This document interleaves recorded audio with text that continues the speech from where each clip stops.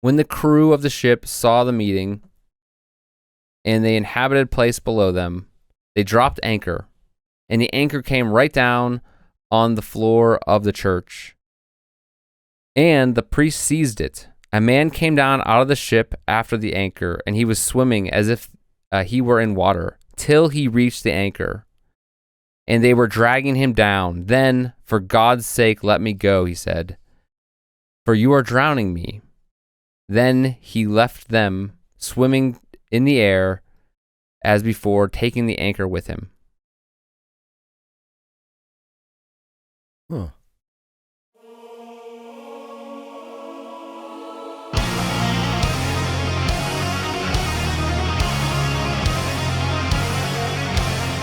Hello, everybody. Welcome to the Mysterious Pals. My name is Chris, and I'm here today to take you on a journey through time and space. But first, I want to introduce my best pal, Jordan. Jordan, thank you for being here. And we are at a different orientation, so this is a little weird looking at you. Yeah. We're trying a little different setup here in the Mysterious Studio. Dungeon. Studio Dungeon. Studio Dungeon, that'd be a pretty good name. Yeah. Also might have different kind of connotations. Yeah, okay. So, just roll with it. We are here to party. Jordan, how was your week? It was pretty good. Yeah. How about you, Chris? It's fine. Yeah. I'm here. Here we are. Some people have complained that we talk too much at the beginning. Oh, yeah. Have made those comments to us. I say, thank you for stopping by. Thank you for commenting. Yeah.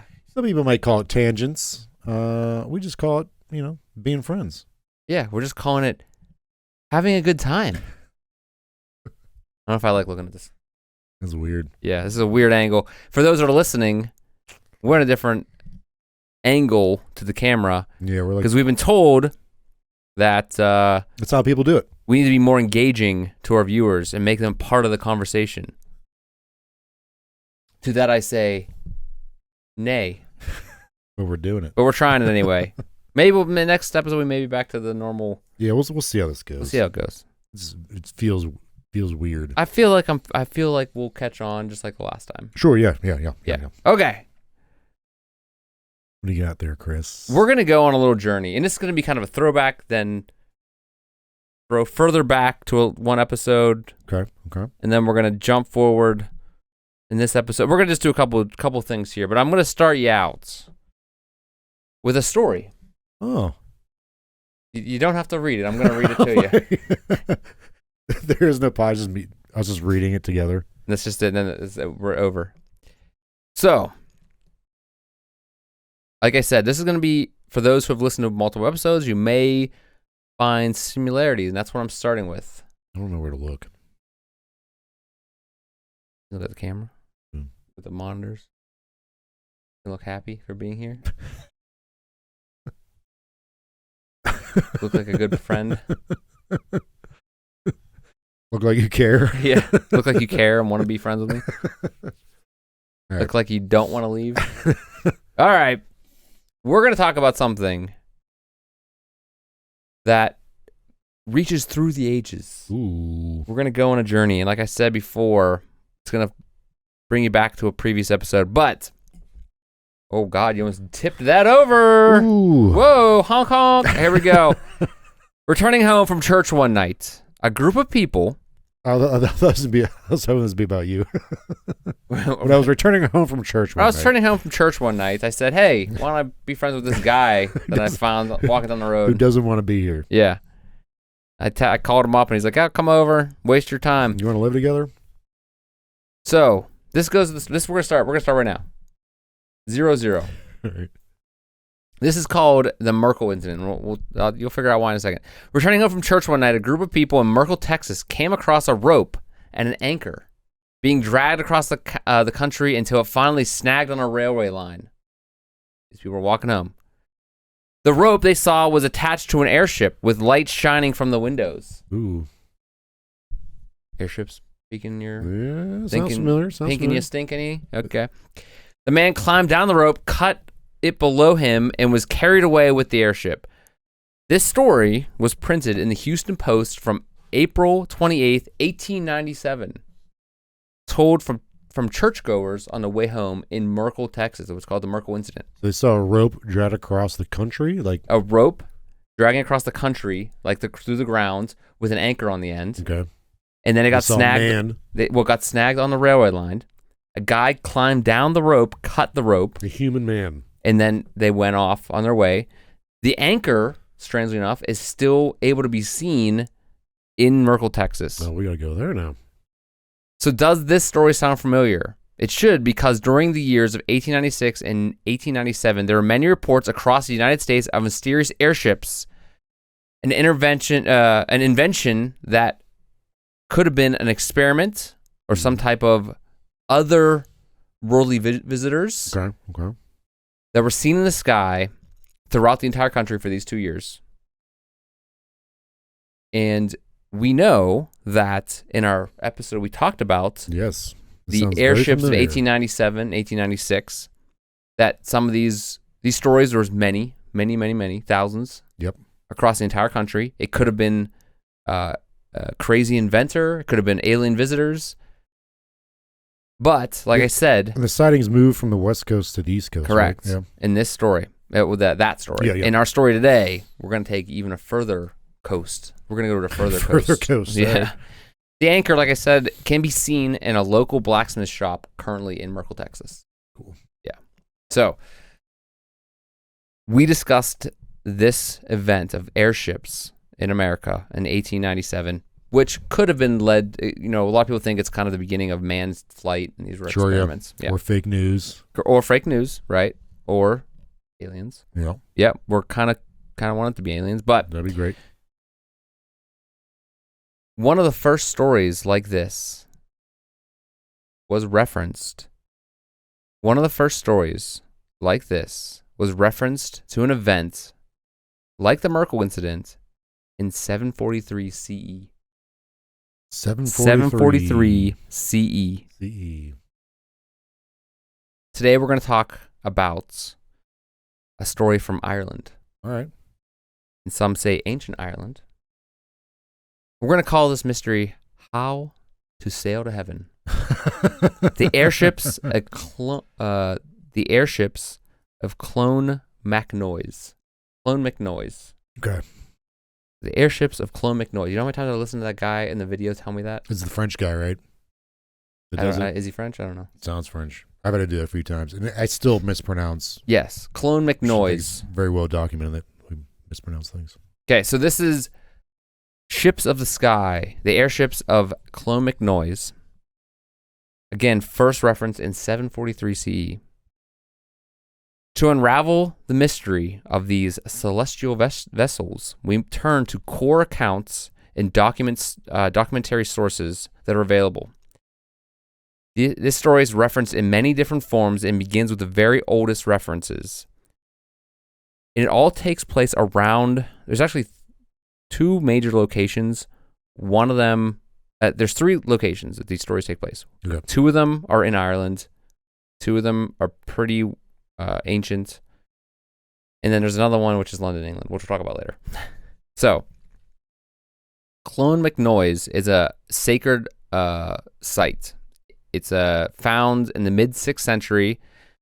It's one of Ireland's most significant monastic sites. What's that mean? Monastic? Yeah. Like religious? Okay. Yes. Sorry.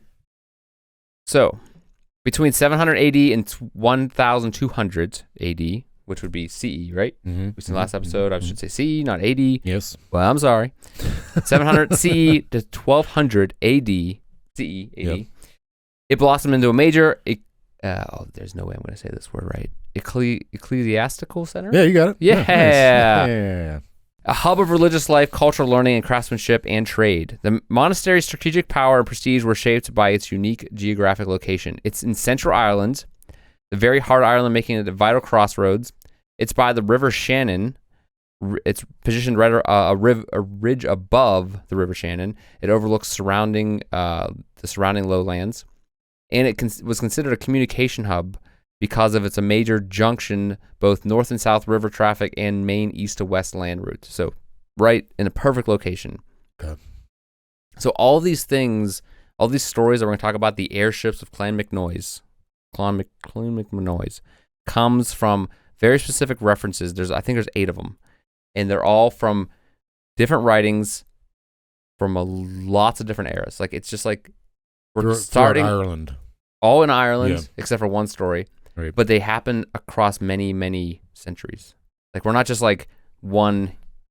Sure. We're not just one story here, which is what makes this story kind of interesting. But again, going back to airships, still being seen, or now they're being seen even earlier. All right. The first reference that we have, really, and again, this is based on scholars and historians really researching this kind of thing. There's a couple really good books we used if you look in the show notes, and I'll mention them throughout the different authors and stuff we used as I used as references. But a lot of this other stuff is kind of hard to understand for me because it goes back to called the Annals of the Four Masters. Okay. So references to the Annals of Ulster and the Annals of Ireland, also known as the Annals of the Four Masters, provide a glimpse into this phenomenon. So several sets of Irish annals, those of Ulster, Tigernach, Clonmacnoise, and the Four Masters, all briefly mention a strange apparition or some type of flying airship. Something. The annals are mainly a compilation of early annals, which I don't even know what any of this is, although there is some original work. So the Four Masters, I believe the idea is the annals of the Four Masters were all compiled. What became the Annals of the Four Masters was compiled between 1632 and 1636 in Ireland, which is in the town of Donegal Abbey. Donegal. Yeah. The annals are largely limited to accounts of births, deaths, and activities of the Gaelic nobility of Ireland, and the wider social trends or events are up for contemporary historians to establish. So these annals that were compiled to become the Annals of the Four Masters were taken from all these different public records and all this stuff that was going on at the time. I want to be a master. Yeah. On the other hand, the annals are one of few sources in Irish for this period. So they provide a lot of insight into what was going on, such as the 9 Years' War for Gaelic Irish perspective. So there's a lot of different things going on in Ireland that these kind of annals of Four Masters and all these different Ulster, Clonmacnoise, they all kind of come together to help build that. Okay. The story of all that.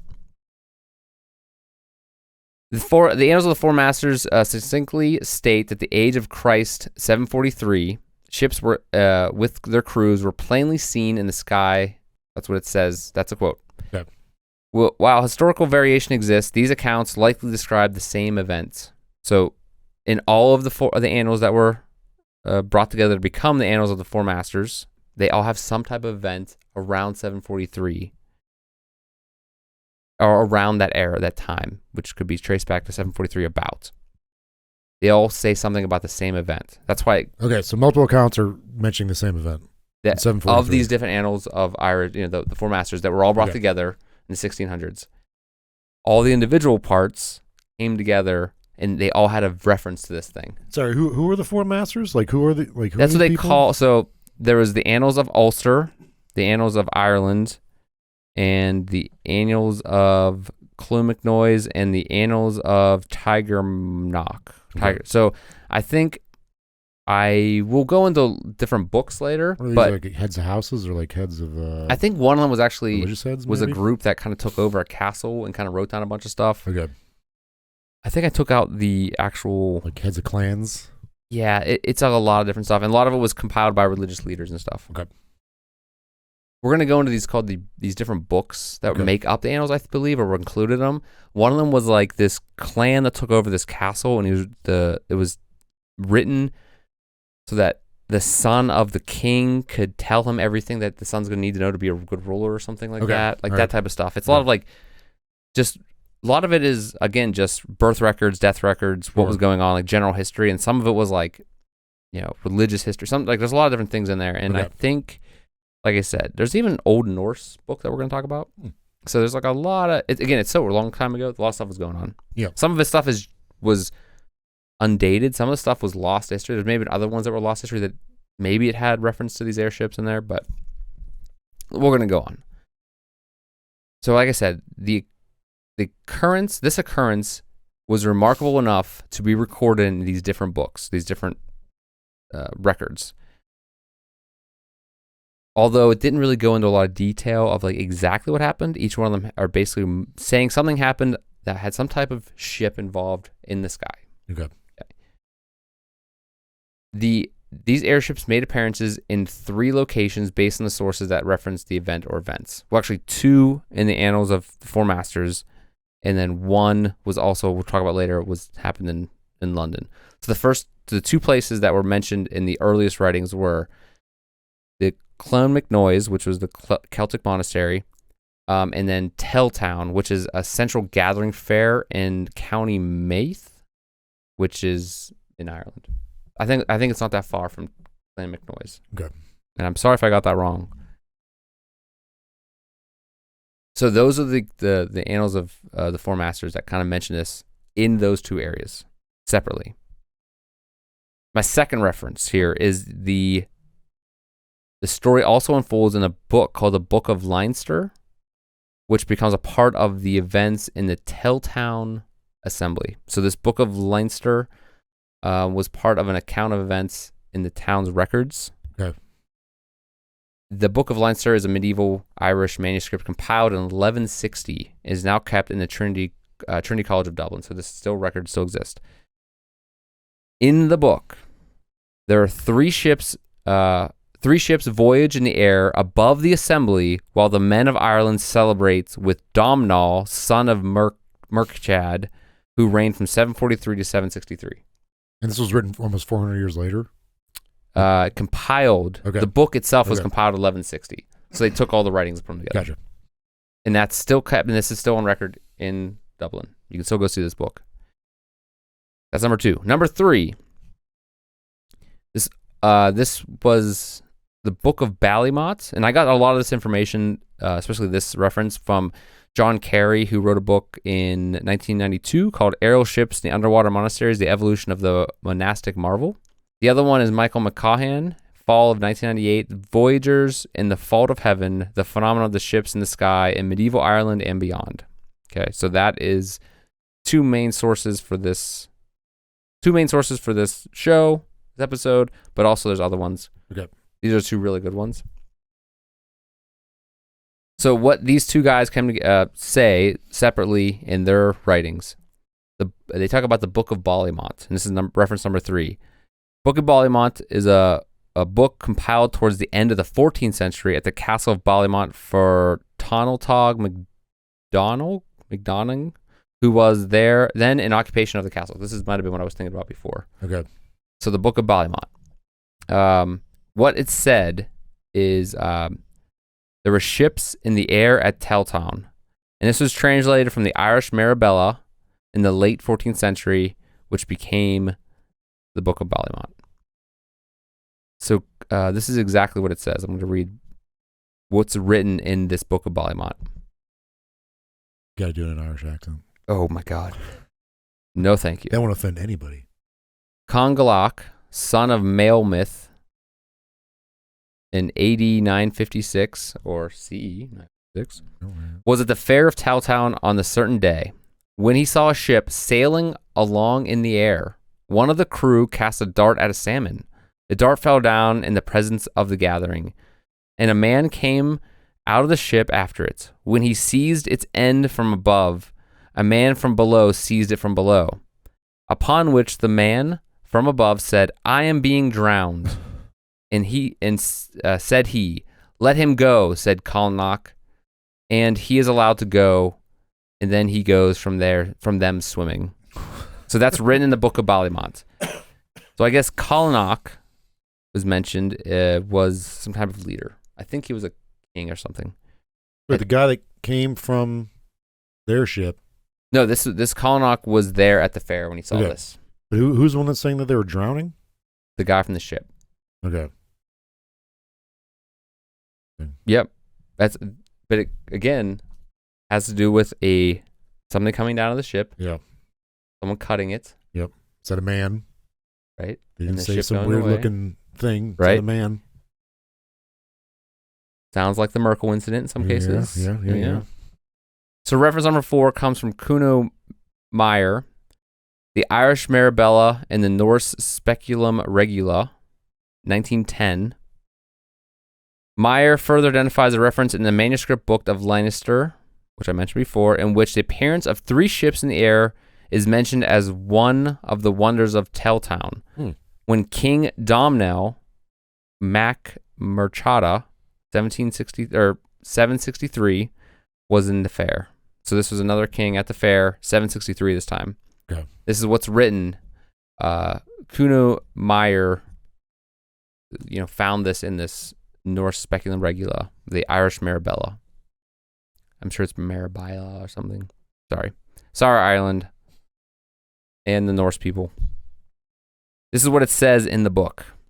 The king of the Irish was in the open air exercise ground for martial games at a certain time when with diverse crowds, with soldiers admirable in their arrangements. Lo, suddenly they see a ship racing through the air, from which, at the moment, a man had thrown a spear after a fish, which rushed to the earth. But the man swimming after it drew it back.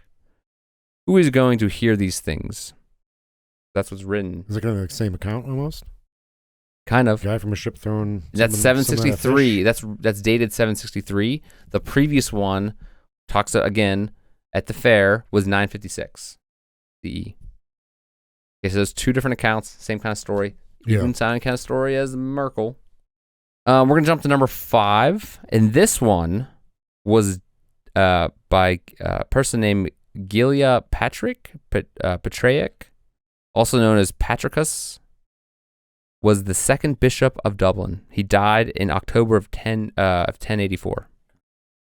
So Patrick gives a Latin verse account of the story, which closely parallels that in the Book of Balamont, though leaving out the intervention of the Colgnach and the man on the ground. What's Colgnach? I can't remember what that was. Look that up. Congalach. Because I'm interested. I think he was important. So anyway, this was the 2nd bishop of Dublin. He gives a Latin verse account of the story. How's it spelled? Congalach. Congalach? Is that Congalach? That sounds, Congalach. Sounds right. I got it wrong, of course. Is it? According to Wikipedia, was a high king of Ireland. According to the list of the Annals of the Four Masters from around 944 to 956. Okay, so they're saying in multiple references, they're saying this guy that I guess is a high king of England or of Ireland saw this event, or was it present in this event around this time. Although this Patrick, the 2nd bishop of Dublin, kind of has the same story that he says, or he gives reference to, but it parallels from the story from the Book of Balamont, but he doesn't say that Colgnach was there. Okay. All right. In the 6th reference, there was a manuscript from 15th or 16th century with an unknown author. It was translated by Professor Kenneth Hurlston Jackson. He died in 1991. He was an English linguist and translator who specialized in Celtic languages. So he translated this this manuscript, which is on display in Ireland. You can go see the manuscript that he translated, although it has no author. They're not really sure where it came from. However, in this book that he translated, this retelling moves the story from Telltown to the Church of Clonmacnoise, and instead of a fishing spear, it is an anchor that is dropped. Clonmacnoise? Is that Clonmacnoise? Clonmacnoise. That's the monastery. Right. What it says in his translation, the book that he translated, one day the monks of Clonmacnoise were holding a meeting on the floor of the church, and as they were at their deliberations, there they saw a ship sailing over them in the air, going as it were on the sea. When the crew of the ship saw the meeting, and the inhabited place below them, They dropped anchor, and the anchor came right down on the floor of the church. And the priest seized it. A man came down out of the ship after the anchor, and he was swimming as if he were in water, till he reached the anchor. And they were dragging him down. Then, for God's sake, let me go, he said, for you are drowning me. Then he left them, swimming in the air as before, taking the anchor with him. Huh. This is the sixth reference of the same exact story. Sixth reference of the same exact story. This is weird because when we did the other airship episode, humankind was on the cusp of, flight, manned flight. Correct. It's kind of powered flight. Powered flight, thank you. So it's kind of understandable, like, maybe these are people, early inventors testing powered manned flight, but this is... It's more realistic to have these people in the late 1800s testing, but what the hell's going on here, man? Right. In the 15th, 16th century, this is a manuscript that was specifically from. Right. But also the records go back to 743. Right. And it's almost telling the exact same story. Right. Over hundreds of years. So, is this just word of mouth or what's it called when people pass on stories? Tradition type of thing? Yeah, it's like a game of telephone. Yeah. Yeah, but also... Is it all just originating from the first story that was told, and then it kind of keeps passing it along? Or each of the Annals of the Four Masters, there's 4 different books. Yeah. I think they were all written around the same time. And they were all saying kind of the same thing, almost. Right. But giving a different retelling of it, I think. Again, there's so much written on this from very specific authors who really studied the crap out of it, which is awesome. Right. But they go real deep. And we're going to go into a lot of these theories. Yep. It's awesome because it's so, sometimes it's makes total sense. Sometimes you're like, wait a second. What were these guys seeing? Right. So my 7th reference, the anchor form of the story spread outside Ireland and can be found in both Chronicle of the late 12th century French abbot Geoffrey de Brulel, where the anchor was supposedly dropped onto London in 1122.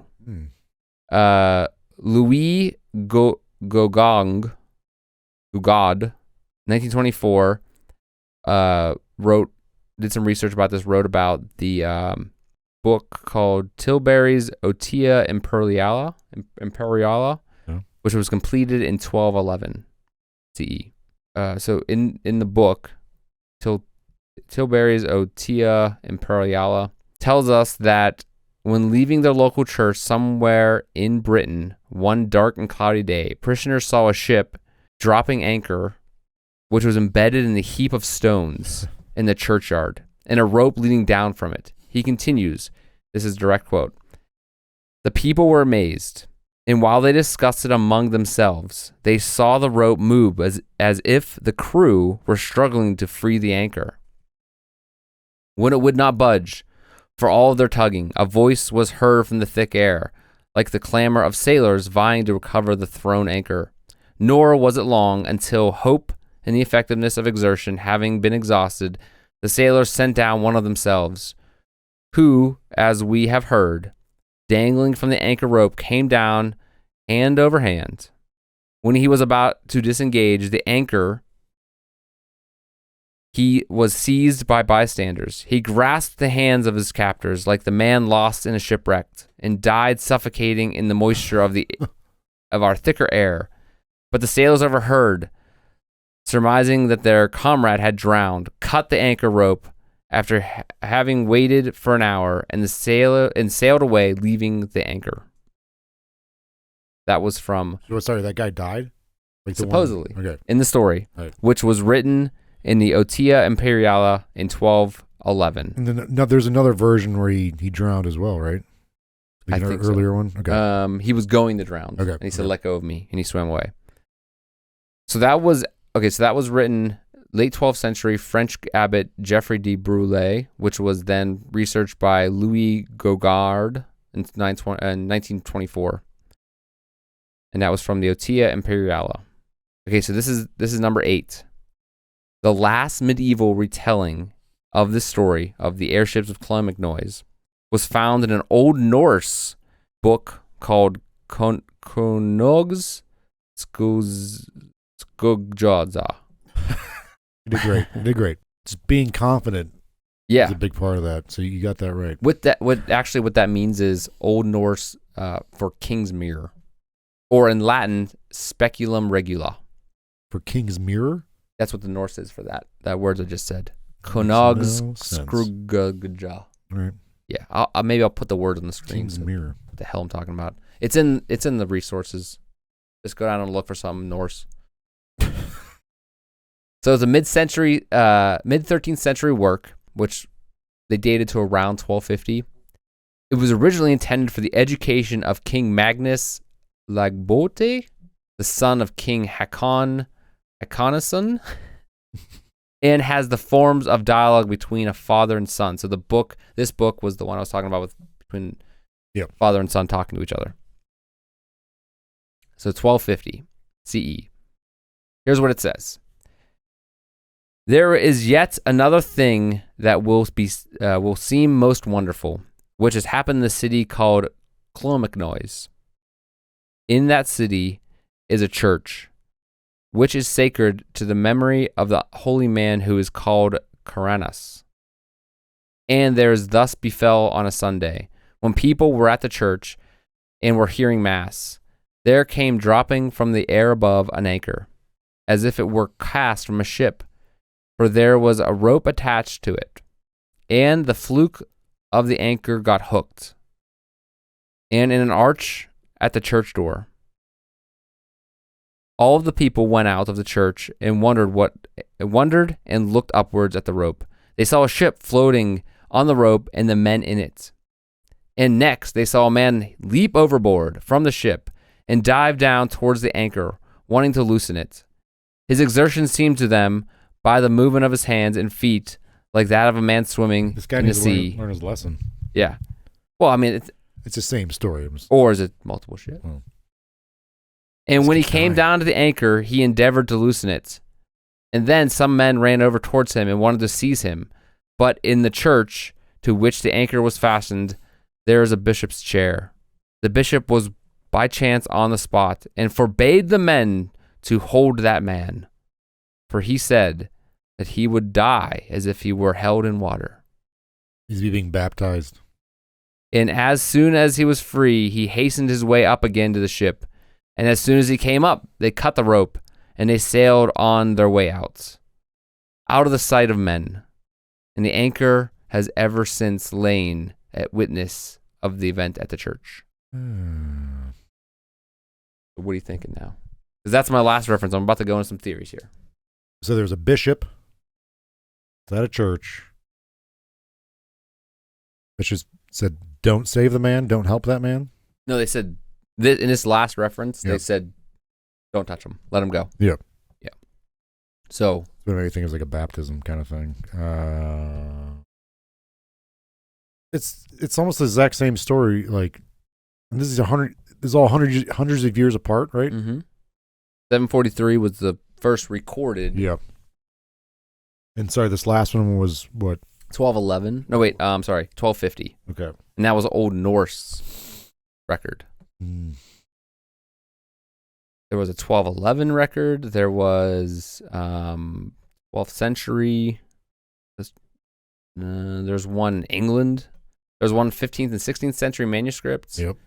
There's one in 1084. No, sorry, that's when the guy died. There was no date on that one. All right, so here, let's look. What are the commonalities? There's an airship, or airships. There's an anchor. Yep. Guy trying to release the anchor, right? He's trying to like climb down it. Yes. He tries to get it unstuck. Yeah. And then some instances he dies, or gets washed away, or has to Gets swim away. drowned. Yeah, or he runs away. Right. Back to the ship. Okay. And every common thing, it's a ship in the air, dropping anchor. Right. The ship is in the air. There's multiple people. There's more people on it. Yeah. And it floats away. Sometimes it leaves the anchor behind.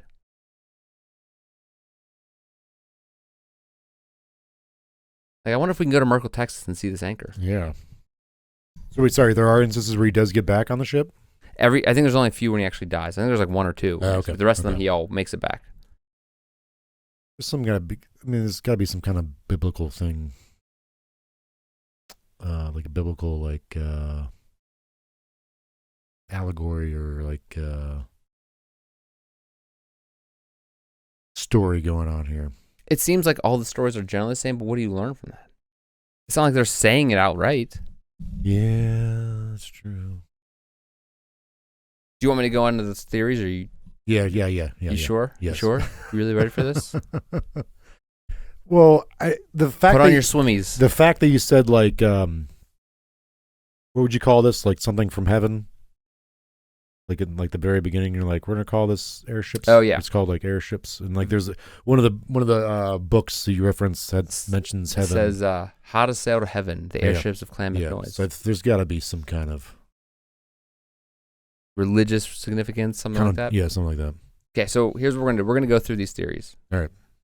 Like I did before in past episodes, I put them least likely, most unlikely to most likely. Okay. And they range from just a cloud formation, the aurora borealis, evidence of alien visitation. Right. There's kind of a range here, right? So we're going to go number one, excited. Most unlikely. Mm-hmm. Okay, you ready for this? All right. You got your anchor with you? Yep. Okay. I'm anchored in. The alien visitation hypothesis. Some speculate. You're saying this is more likely than cumulus I'm clouds? I'm going most unlikely to less likely. But you're saying cumulus clouds is more likely than this? Aliens? This is the most unlikely. Yeah. But you said that you mentioned previously that cumulus clouds might be a reason. I'm saying that's just an overview. Okay. So I'm starting with the most unlikely. Yeah. If you mentioned clouds being a thing over aliens, because there's people coming from this. How do you know clouds aren't aliens? Have you been up there? I've been in a plane. Heaven's supposed to be in the clouds. Yeah. How do you know those clouds aren't? Have you seen Independence Day? Those clouds turned into spaceships. Their clouds are masking the spaceships. Are you saying that Will Smith, our protector, was Welcome wrong? to Earth, Chris. All right, sorry. Number one, most unlikely, alien visitation. Some speculate this could be ancient airships. These ancient airships could be the earliest UFO sightings. I mean, we got on record. We got to put the alien thing out there. Because remember, with alien visitation, you got to consider the time period of what the people could think that is. Right. An airplane is a ship in the air. Yeah. Right.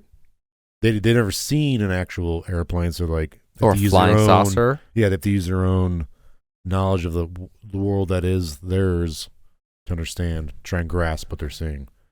So their explanation, would be related to that. Yeah. Number two, most unlikely. Most unlikely. Second most unlikely. For aliens are first. Yeah. Although you always think that's weird. Over ghosts? What was the most last thing you said? Aliens were more unlikely than ghosts? Yeah. Come on. All right. No, I'm just saying. These could have been lost technologies or anomalies for time travel. Some would suggest, so you could suggest that these ships might be time traveling vessels or glimpses of alternate realities traveling to our reality. Okay. They could be from ancient civilizations. Now this is starting to sound like who possessed lost technologies. All right. That gave them ability to fly to us. Ancient civilization. Could be. Or time travelers. What's more likely? Aliens? Time travelers or ancient civilizations? Ancient civilizations have that technology. I feel like no. This one. Well, I guess even the alien one too reminds me of we've talked about this guy before on the History Channel. The guy with the hair. Giorgio Stephanopoulos or something. Stephanopoulos or. Yeah. No, I don't like that one, Chris. So you don't think it's time travelers? No. From an or travelers from a distant alternate reality? Well, no. What do you think is more likely? Aliens. No. Like, in general, do you think... So wait, you're saying this could either be an ancient technology... That's like Atlantis had this there flying around. Right, that's been rediscovered? What's more likely, that or time travel? Ooh. Ha ha! Huzzah. Is time travel more likely than aliens? Because in that case, I would have those flipped. You may say that. What if aliens can time travel? I would think they have to. Yeah. Oh, I don't know. Yeah. I mean, I guess you could say like ancient civilizations could have been aliens, and then they were flying around. On what? They're ancient civilizations. They came here. Like, you're saying theory that ancient civilizations and the people already lived on Earth? No, I'm saying like ancient civilizations could have been aliens coming down here and hanging out. Oh, right. Yeah. Okay. So they would have had the technology to fly around. Yeah. What's more likely, time travel or aliens? I'm saying aliens. Yeah, I agree. But alternate realities is what I'm thinking at. Okay. You may want to flip those for your sake. Yeah. But Big Daddy likes them where there are. Okay. Do you think alternate realities I think is real? Yeah, I think. Okay. Yeah. I think there has to be so many different universes out there. There has to be some kind of Well, do you think it's actually like just other universes that are like just parallel, like floating in the like we have our universe inside of other universes? When you say alternate reality, you're saying like there's like a me version of me over there, but like a slight that has a lot of hair on the head but not on the face, like a tweak. Yeah, like something. I don't know about that. I think there's other universes. Sure. I don't know if there's other me's. Probably is. I'm definitely It's dominant infinite. traits, right? It's infinite, right? There's got I don't know. Like that theory that we're just atoms. Like our galaxy, our universe is an atom. Yeah. Like the Men in Black theory. Yeah. All right. Hurts my brain. So we have, aliens, time travel, ancient civilizations that are traveling around in airships. Yeah, Okay. yeah. Then we go to the Merkel Incident Okay. in reference to it being, which we talked about at the beginning of the show, possibly early flying machines. But that was There's enough similarities. the 700s, though, right? Right. There's a whole report contains enough. This report, all these reports contain enough similarities to the various versions of the Clonmacnoise story, demonstrate a link between the incidents of the 1800s and the late 1800s to the incidents of the Clonmacnoise airships. Too early. I don't know. Like what? Yeah. Even though, I mean, maybe it took them that long to fly from London. They went to Ireland to London to Texas. Okay. Let's go a little. What would they have used? If it wasn't like an ancient technology or alien like thing, which again I know That's what took them so long because still the wind. far-fetched, but like, what are they using? Like balloons? Or balloons aren't even around back then, were they? No. I don't know. Pig. I mean, hot air was around. Yeah, blowing up like pig bladders, maybe. I don't know. They're an ancient civilization. They can do whatever they want. Yeah. Do whatever they want. But as it relates to like human ingenuity and human flying, that's what I'm saying. It machines, just seems like that seems a little far fetched. Yeah, Maybe that sure. should be above aliens. Maybe aliens are more likely. I should have like a bingo card so we can like rearrange stuff as we go like on the board. Okay. We're gonna next one is what we'll call psychological and cultural factors in society. So one thing could be what's called pareidolia, which is our tendency to perceive familiar shapes like ships and random patterns when combined with atmospheric effects, which could perceive or could lead people to think they're seeing a ship. But multiple people right would have to be seeing at the same time. Yes. Multiple people, same instance. Like a mass hysteria kind of thing. Recorded hundreds of years apart. Yep. They could also combine that with a cultural context, which ancient cultures often associate celestial events with divine or supernatural significances. Ships in the sky might symbolize otherworldly messages or something like that as it relates to their form of society, like their view of society. Sure. Yeah. So this could be nothing more than mass hysteria type of thing. Like you said, everybody's seeing some kind of strange thing in the sky because they're all the same angle, same time of day, that type of stuff. But how would you explain the people and the anchor? The man with the anchor. Yeah, right. It's almost like they were underwater at that point, maybe. Yeah. Like the guy swimming through the air. Yeah. That church wine got him real messed up. Man, I mean, this might have been during the potato famine too, so these people might not have been eating. What was that? Might be a little loopy from not eating much. All right, next theory is meteorological events, such as lenticular clouds, which are lens-shaped clouds often formed near mountains. Their elongated appearance could resemble ships. Rolling clouds, which are long cylindrical clouds that roll across the sky, may invoke ship imagery. And iridescent clouds, which are colorful cloud patterns caused by diffraction of sunlight, can cause a ship-like form. So those are, again, yeah. You think these people from Atlantis are more likely than these clouds? I don't know. It does seem strange that clouds, which back then people have nothing else to do, so they're probably looking at clouds all the time. Especially in the area. That one looks like a rabbit. That one looks like a airship. There's a guy coming down from on a rope. Right. Yeah, I know. Meteorological event sounds like it could be the most likely, but really, I'm saying like it seems up until like now. Like it's like okay, yeah. I mean, most likely like okay, yeah, it makes sense. Like so, but like what okay. What was the guy coming down? Yeah, was he really coming down out of a castle? But they couldn't see the castle because it was all foggy. Cloud. All right, let's go to the next theory then. Since you shot down the meteorological crap, bunch of weather nerds. The way the moon was reflecting light off of the cloud. It's called sundog.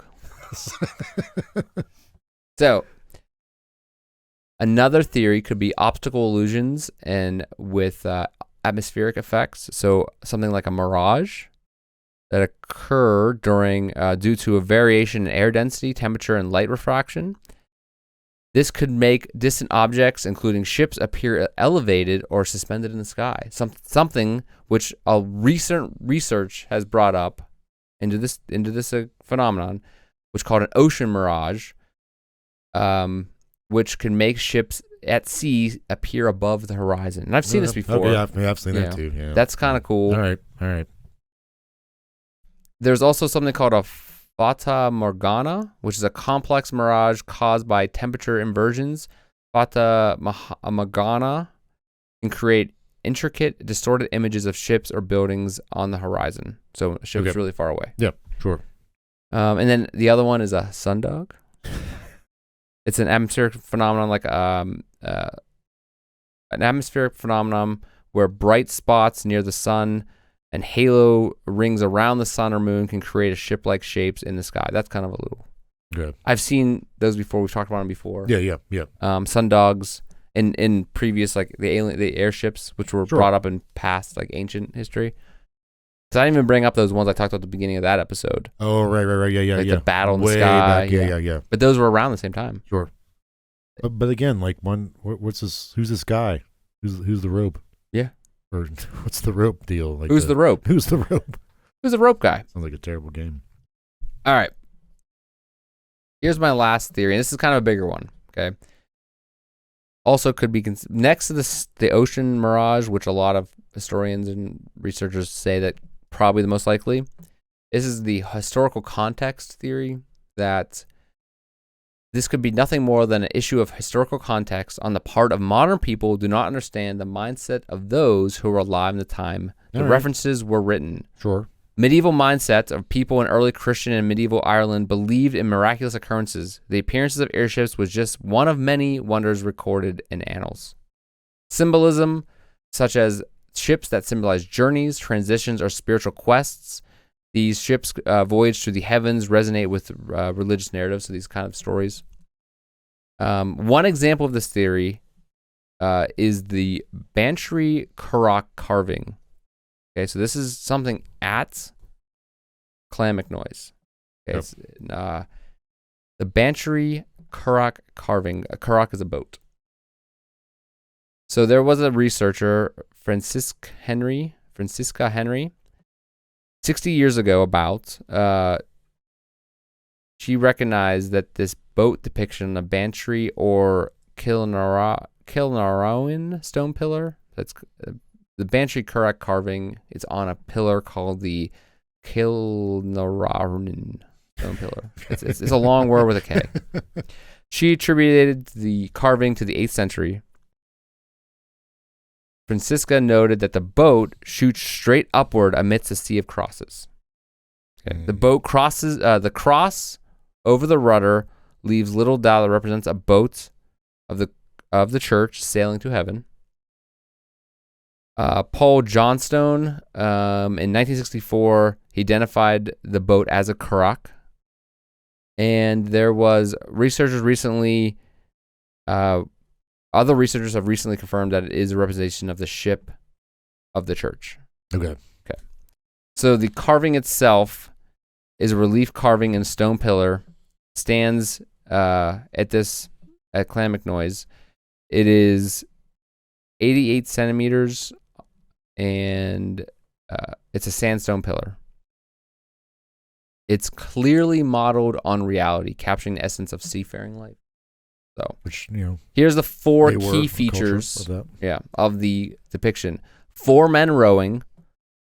It shows 4 men pulling hard on their oars, symbolizing, which again researchers have said this could symbolize labor of dedication of the crew. There was a figure steering. 5th figure sits in the stern and steers Pastor, maybe directs the helm, directs the steering oar to guide the curragh's course. At the stern, there was a small cross mounted, signifying the Christian faith and divine protection during their voyage. There are 3 larger crosses carved outside the boat, 1 beside the bow and 2 beside the stern. These crosses are conventionally upright and at right angles to the cross within the curragh. Collectively, they affirm the overall meaning of the panel, this symbolism that goes along with this. They represent, representationally, the curragh is being rowed heavensward by its crew. Symbolically, the ship of the church voyages through the heavens towards salvation. Okay. So that is what's carved at this stone pillar in Clonmacnoise. Okay. And that is also my final theory on the airships of Clonmacnoise. So I like that last theory. It makes the most sense. But what would be the symbolism, religious symbolism of that guy with the anchor? Right. And not only that, but was that someone who lost their faith, or? But then he's trying to release the anchor for them to get up to heaven in this scenario. Right. He's trying to save them. Yeah. He's giving himself up for save the crew. Yes, for the greater good. But this was carved, and it's dated to be carved in the 8th century. Okay. The stories go back to 743. Right. The original, the first tellings of it. And there's also, we said Which would have been around that time. There's lots of time. Well, 8th century is. That's what I mean. It's all, there's lots of, but then it also continues. Yes, right, sorry. So there may have been other stories like this in the church, of the faith and people that carried this story with them. But it seems so specific to what was going on, being recorded. I read the recordings from these translations and things like that. This reminds obviously the airship one we did, but it reminds me a lot of the Pied Piper. Remember, a lot of that might have had that town kept sharing that story forward for a couple of centuries, right? It was on the church in the stained glass window. I think they kept record of it for hundreds of years. Yeah. Yep. So it's kind of that might have been a religious allegory or religious symbolism to the children had left. Yeah. But I mean, that was more. It all of a sudden happened one year, and then the reference. This doesn't really reference back to that. This doesn't do like that does, where that was referencing back to that specific event. I'm just saying that the religious aspect of it.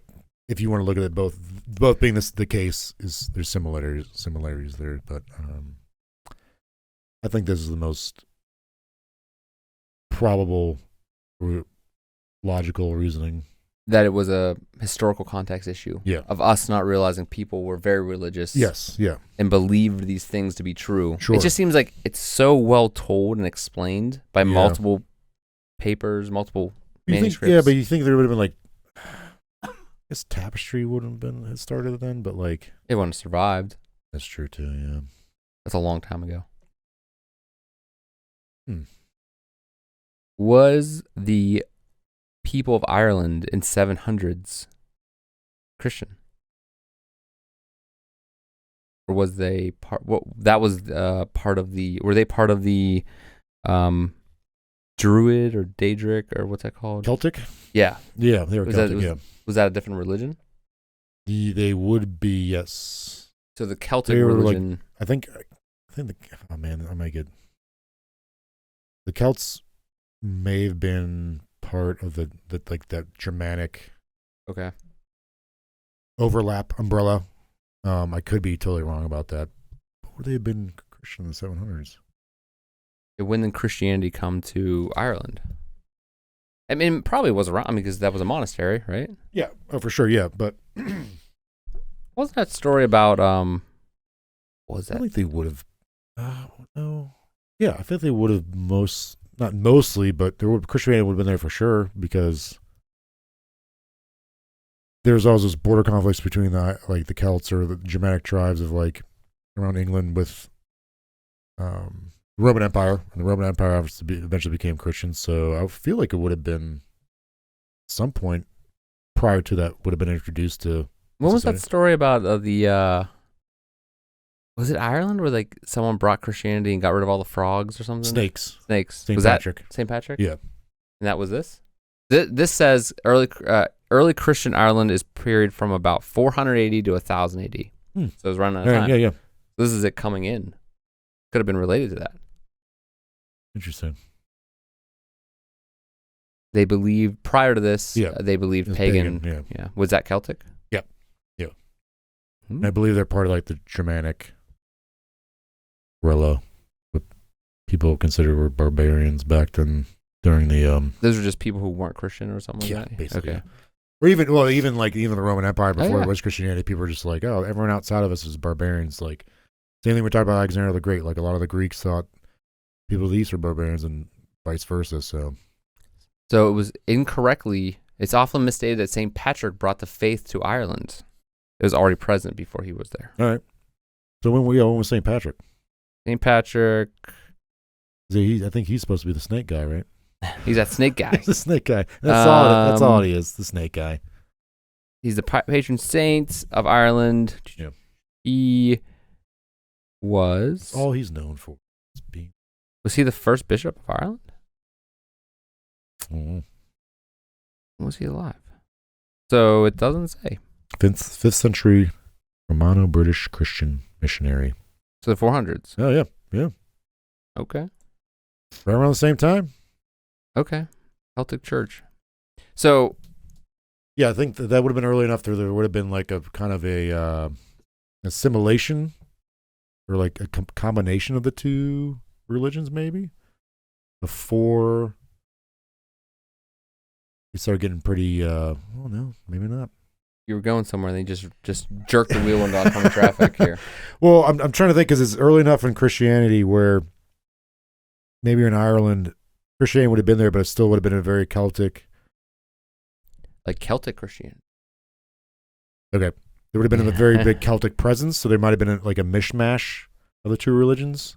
Yeah. Before like they started getting into like the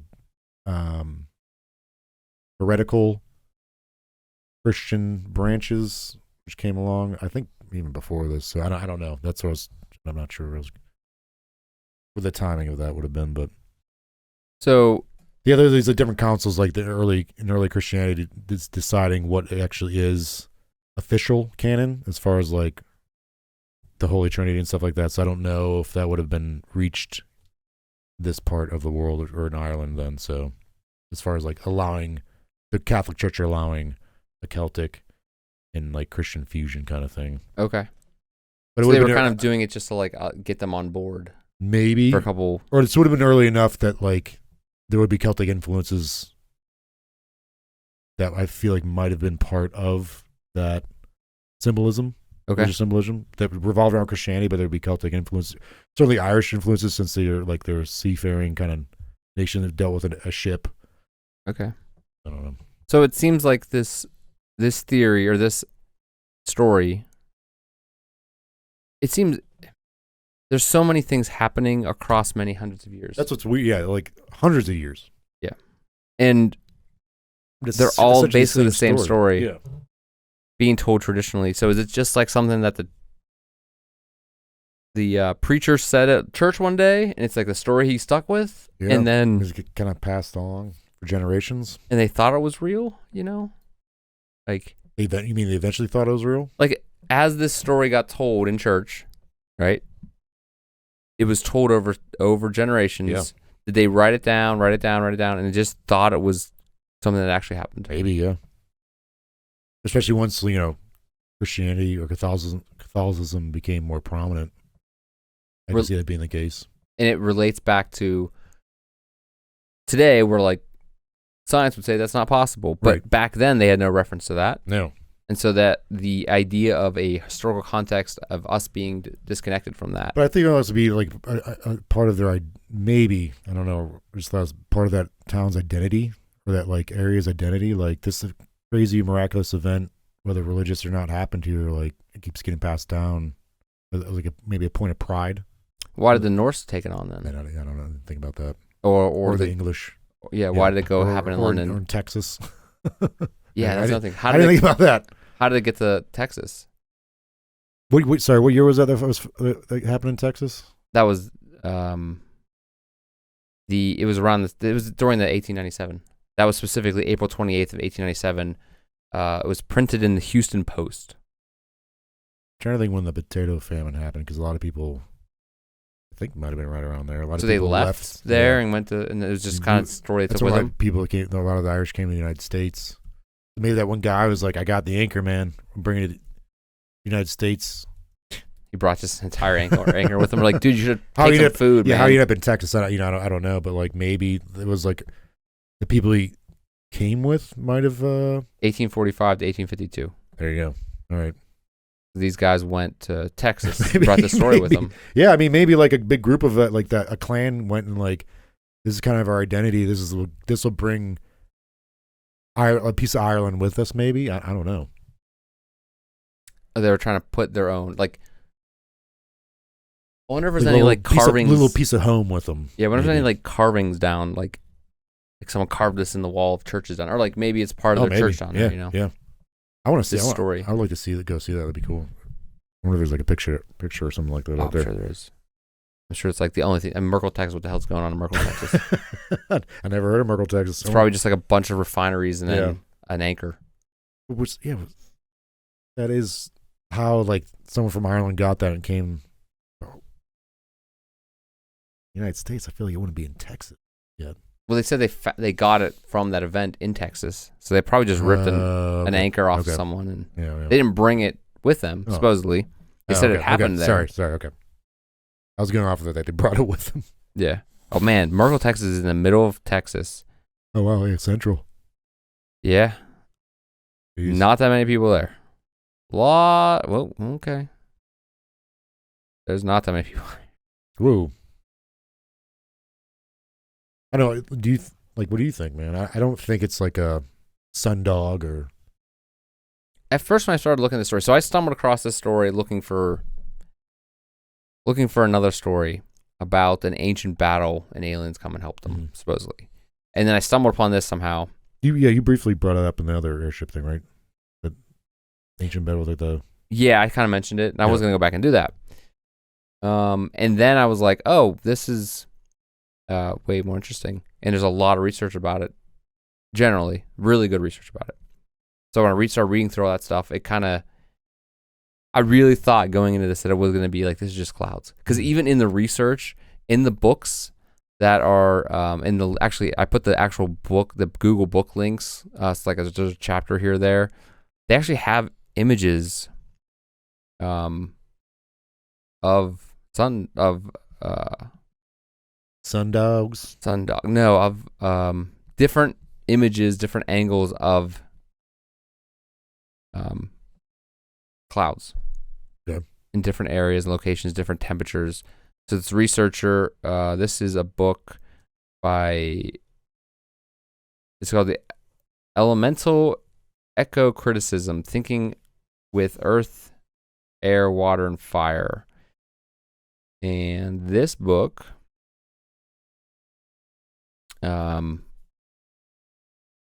this specific chapter 4, is Jeffrey Jerome Cohen, talks about this event and talks about clouds and how they could have been, kind of is saying clouds, ocean mirage, like kind of comparing all that those theories I talked about. Sure. And it's kind of interesting. That's why I thought going into this, I was like, it's just going to be clouds. Yeah. Clouds and different, over the ocean. But also, I don't think Clonmacnoise is near the ocean. It's up by a river. I think it's very close to the ocean because it's in the middle of the country. Okay. I can see them, I don't know, mistaking clouds, but like, again, there's a guy, they see guys in this, device and a man coming down, and there's an anchor. Like, I don't think the cloud thing explains that. No. So, Clonmacnoise, like we said, was on the center of a river, and we zoom out. It's nowhere near the ocean. It's right in the middle of the country. Yeah. It's near Dublin. Clonmacnoise Castle. There's like a big lake around there, though, isn't there? No, that's a bog. Yeah, it's supposedly it's over. It looks over a boggy area. So, I think. Yeah, so wait, I brought up. I thought it was clouds. I think it's probably most obviously. I'm not going to spread fake news here. I think it's probably just a historical context thing. Sure. Yeah. I do like that. Forget who you said it was. That like we don't understand. Modern people might understand medieval people's way of thinking, right? Which I think is definitely true. Like they probably could understand. Medieval people probably could understand mindsets of people from like the Roman period or something like that. But the idea of how they write, or even like symbolism, like we would see that as taken as like, oh, they're being extremely factual. Like we're being literal about it, yeah. And they're being symbolistic, right, or symbolic. Yeah, exactly. Thank you. I think it's most likely some kind of symbolism. Why was it repeated? Do you think it was a story that was just repeated in church and they wrote it down? Probably, yeah. Yeah. They do mention that ships symbolize journeys, transitions, and spiritual quests, and that's probably what the preacher, the monks were trying to say. I'm sure that was even a thing, like in Germanic, some of these Germanic or Celtic tribes too, like that. There's some spirituality with ships. That's what they knew. That they're probably depending on ships and like fishing and seafaring and stuff like that. So it's very much a part of the culture, I'd imagine. A currach is just like a rowboat. All right. So. It's an Irish boat with a wooden frame. So it's just like a wooden rowboat. So it's kind of small, could fit a couple guys, So it's not like it's some crazy ship. It's just a simple man ship, Like the ship of a carpenter. He had his cup, his ship, his rowboat. His Korok seeds. Yeah. All right. Are you ready to get the hell out of here? Close this one up. Put a nail in this. I feel pretty satisfied with that. What we came to them. Not that we came to that. Like these are theories thrown out there, but I feel satisfied. The arguments for and against what this could be. Yeah, seems pretty cut and dry, but it's not definite. Right, it could have been a mirage, an ocean mirage or a mirage. I don't know. People from Atlantis with their flying ships. Yeah. What's more likely? Like I said, you still haven't answered my question. Time travel or aliens? Going aliens is more likely. Man. I disagree. No, I don't know. Actually, I don't know. Maybe it's time travel and aliens. Then we'll be like, oh, come on. All right. Thank you, everybody out there, for listening. Thank you. And coming along with us on this journey to the heavens. May all of your journeys be long and prosperous. Please give us a follow if you like what you heard. Give us a subscribe if you want to help us out. Both those things help us out immensely. Please follow us on social media. If you want to find our social media, go to mysteriousPals.com. Please send us an email if you got ideas for an episode or want to chat or anything like that. Leave us comments, whatever you do to contact us or get a hold of us or want to chat with us. Just comment on videos. Bad criticisms are good too. Yeah. Criticism is criticism. It helps us out. I heard we talk too much, like I said. We get off tangents. Yes. But thank you all for tuning in, tuning out. Send us to your friends. Send us to your enemies. Don't let go of that rope. Don't let go. Keep the anchor close. And if you do, go mysteriously into the sky towards the heaven. Yeah. Heavens. Heavens. In those mysterious alien clouds. Ships. Those sundog aliens. Jordan, thank you for being here. Thanks, Chris. Everybody out there, again, stay mysterious. We love you. And we will see you next time. Same mysterious time, same mysterious place with this mysterious face. I like that. I don't know. Not really mysterious for another. Yeah. All right. Good night, everybody. Bye.